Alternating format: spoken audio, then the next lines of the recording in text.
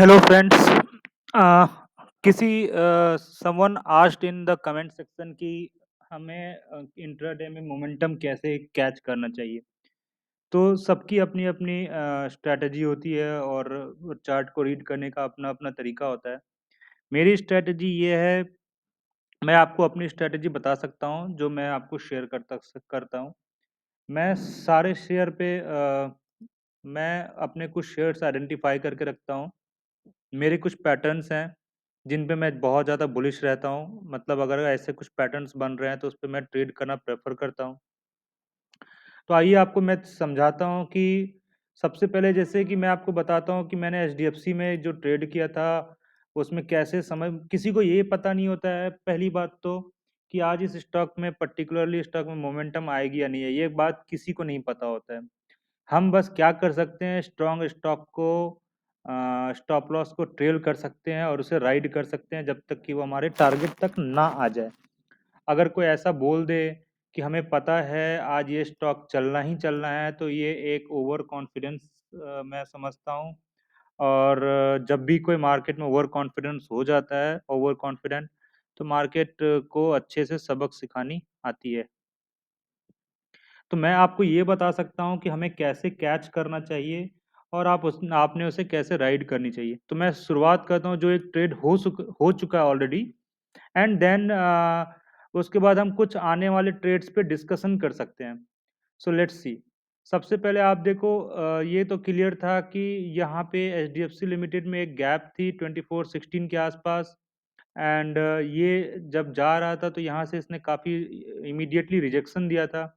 Rejection के बाद ये बार बार हिट कर रहा था, तो मैंने जैसा कल के वीडियो में शॉर्टली ये डिस्कस किया था कि मैं एक्सपेक्ट कर रहा था कि अगर इसके ऊपर क्लोजिंग दे देगी तो मैं इसमें ट्रेड बनाने के लिए कोशिश करूंगा।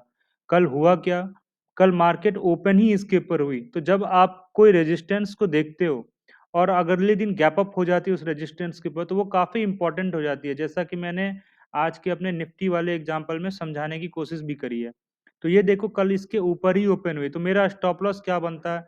ये इस रेंज का मैं लो या फिर आप हमेशा 1% को ले सकते हो, क्योंकि ये बहुत रेयर चांसेस होते हैं कि इस तरह की गैप अप्स हो या रेजिस्टेंस ब्रेक हो।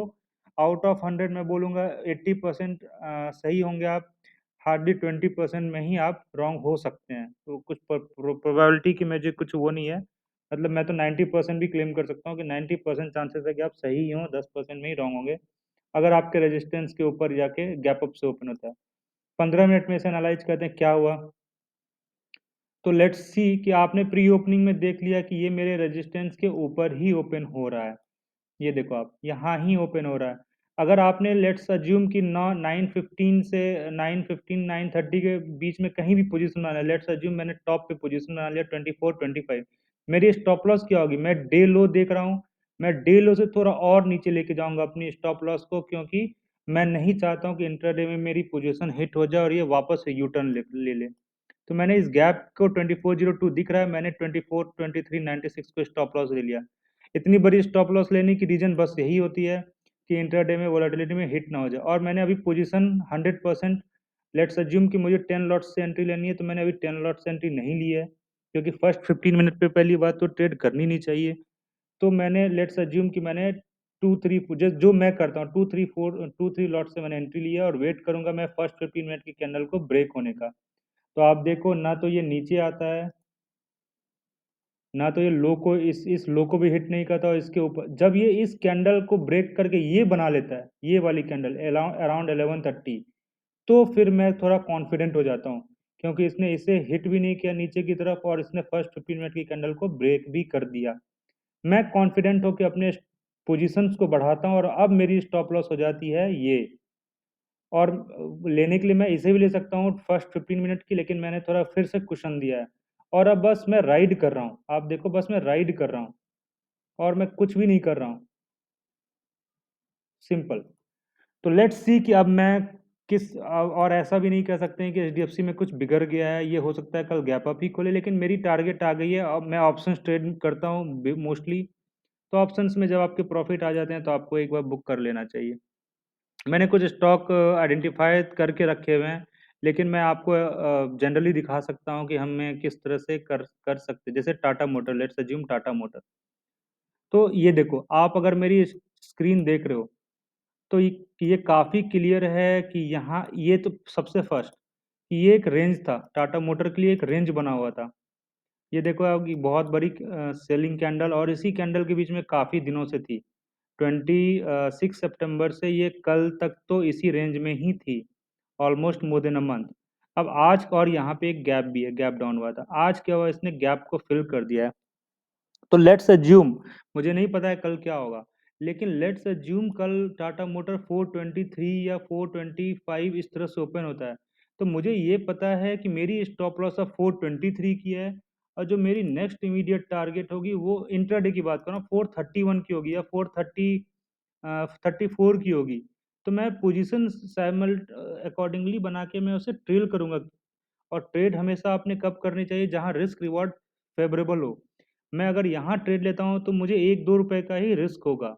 आज मैं अगर ट्रेड लेता तो मुझे स्टॉप लॉस नहीं पता है कि मेरी स्टॉप लॉस क्या होनी चाहिए थी।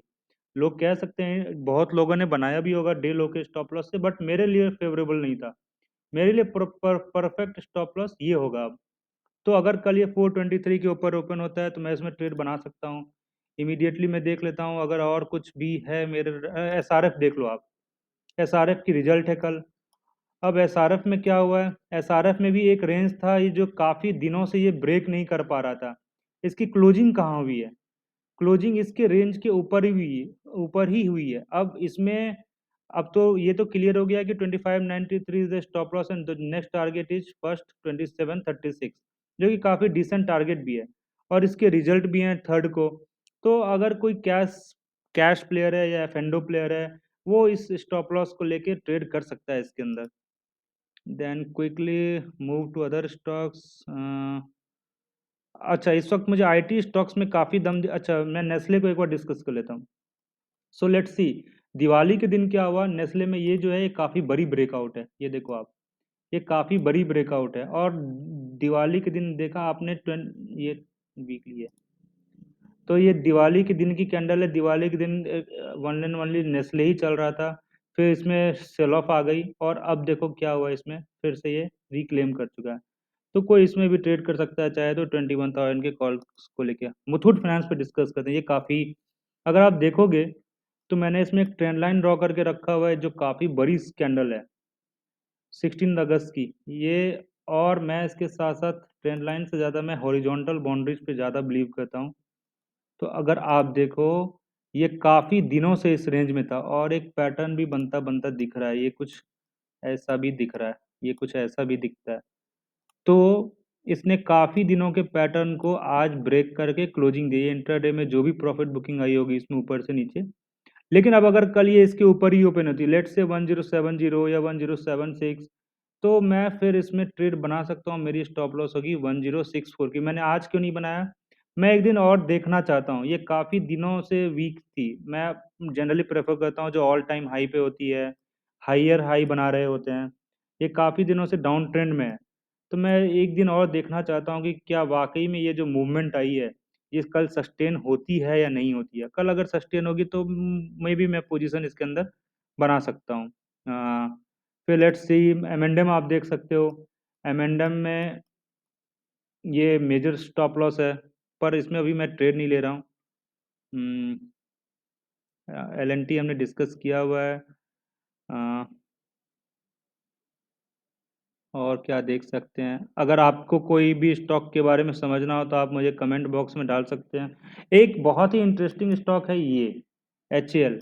अब एच ए एल को मैं क्यों देख रहा हूँ, एच ए एल में आप देखोगे अगर, तो एक बहुत बड़ी एक ये again once again this is a range, एक रेंज दिख रहा है मुझे। अब आप देखोगे तो ये डोजी बना रहा है एवरी डे। आज क्या हुआ, आज ये काफ़ी नीचे आ गया था 2506 तक, बट अगेन वंस अगेन ये डोजी।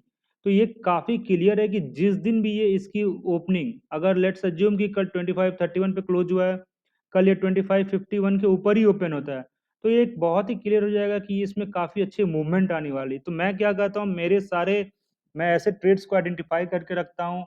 प्री ओपनिंग में मैं चेक कर लेता हूँ प्राइस क्या ओपन हो रही है, और मैं सारे ट्रेड्स में नहीं करता हूँ, मैं हर स्टॉक को नहीं देखता हूँ। मैं आइडेंटिफाई करके रखता हूँ, और फिर मैं देखता हूँ कि अगर इसके ऊपर क्योंकि ये 2 दिनों से इसके ऊपर जा नहीं रही है। या अगर ये कल 2551 के ऊपर ही ओपन होती है तो मुझे बहुत क्लियर हो जाएगा कि ये कम से कम 2583 या उसके ऊपर ही जाएगी या फिर इधर ही जाएगी। मैं स्टॉप लॉस टिल करूंगा। एक हिंडाल्को भी काफ़ी अच्छी ट्रेड बन रही है और अब मुझे समझाने की ज़रूरत नहीं है, ये एक रेंज ही दिख रहा है और कल इसके ऊपर ओपन होगी तो ये स्टॉप लॉस ही बनेगी और फिर हम सिर्फ स्टॉप लॉस ही ट्रेल कर सकते हैं। कोई ये नहीं कह सकता है कि ये स्टॉक आज चलेगी या कल डेफिनेटली चलेगी। डेफिनेटली करके कुछ भी नहीं होता है स्टॉक मार्केट में। अ, ऐसा मेरा मानना है। तो जैसे कि भारत फौज में कि ये बहुत ही अच्छी ब्रेकआउट है। अगर आप देखोगे ये काफ़ी अच्छी ब्रेकआउट है।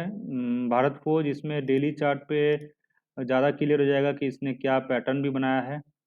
हेड एंड शोल्डर का पैटर्न बना के इसने ब्रेकआउट दिया है। तो ये कैश ट्रेड्स वालों के लिए हैं जिन्हें कैश में ट्रेड करना है। अपार्ट फ्रॉम दिस तो अभी मेरे रडार पे कुछ भी नहीं है। 2-3 स्टॉक हैं जो मैंने बता दिया। एक एआईए इंजीनियरिंग मेरे रडार पे काफ़ी दिनों से है। रीजन बहुत ही सिंपल है। वंस अगेन ये इतनी बड़ी एक बाउंड्री है जिसको इसने ब्रेक किया है। एक वीक बना था जहाँ पे रुक रहा है अभी। Fourth fourth of this November को इसकी रिजल्ट है एंड आई एक्सपेक्ट कि ये उस दिन बर्स्ट हो जाए और मेरी स्टॉप लॉस है इस वक्त 2640। तो इस तरह से कुछ हम मोमेंटम डिसाइड करते हैं। एक हर्डल के ऊपर आ जाए, रेजिस्टेंस के ऊपर आ जाए तो फिर हम स्टॉप लॉस ट्रेल करते हैं एंड फिर उसे टारगेट तक के लिए वेट करते हैं। स्टॉप लॉस आपके सही होनी चाहिए। स्टॉप लॉस मतलब ऐसा नहीं कि आप अपने पीएनएल को देख के स्टॉप लॉस ले रहे हैं। What I am trying to say कि मुझे 2000 ही लॉस करने हैं तो मैं 2000 के अकॉर्डिंग ही स्टॉप लॉस लूंगा। या फिर मेरी कैपेसिटी 10,000 लॉस की तो मैं 10,000 के अकॉर्डिंग स्टॉप लॉस लूंगा। अगर आप ऐसा करते हैं तो probability of stop loss hitting is very high. आपने करना क्या है, प्रॉपर स्टॉप लॉस जो एक्चुअली चार्ट कहता है उसके अकॉर्डिंग स्टॉप लॉस आपको लेनी चाहिए एंड देन फिर उसे आपको ट्रेल करना चाहिए। इससे यही होगा कि आप मे बी आपकी एक या दो स्टॉक्स में स्टॉप लॉस हिट हो जाएंगे, लेकिन अगर आपके 60% स्टॉक भी सही हो गए तो आप एक अच्छे पैसों के स्टॉक मार्केट से बना सकते हो। So this is how I identify stocks. अगर आपको किसी भी स्टॉक के ऊपर जानना है तो काइंडली कमेंट, मैं उसके ऊपर एक वीडियो बना के आपको समझाने की कोशिश करूंगा। Thank you very much. Let's see how what happens tomorrow. Thank you.